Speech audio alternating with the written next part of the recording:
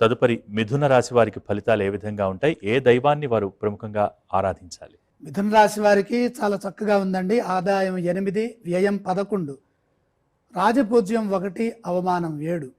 ఇక్కడ ఆదాయం 5 దాటితే అది మంచి ఆదాయం. అంటే మనము అనుభవించడానికి, మనం ఉపయోగించుకోవడానికి, మనం ఆనందించడానికి ఆ ధనం సద్వినియోగం అవుతుంది. అప్పుడు ఏం సూచిస్తుంది? ఖర్చు ఎక్కువ సూచిస్తుంది. అది మంచికై జరిగే వ్యయము. ఆరంభం సాధారణంగానే ఉన్నప్పటికీ జూన్ నుండి అద్భుతమైన ఫలితాలు సాధిస్తారు. జూను 2 వరకు గురువు జన్మరాశిలో ఉండటం వల్ల మానసిక ఒత్తిడికి గురయ్యే అవకాశం ఉంది. ఆందోళనలు తలెత్తవచ్చు. ఆ తర్వాత గురువు ధనస్థానానికి మారడం చేత ఆర్థిక ఇబ్బందులన్నీ తొలగిపోతాయి. పరిస్థితులన్నీ కొలిక్కి వస్తాయి. శని సంచారం కారణంగా వృత్తి ఉద్యోగ బాధ్యతలు పెరుగుతాయి. భాగ్య రాహు యోగం వల్ల ఆధ్యాత్మికంగా కలిసి వస్తుంది.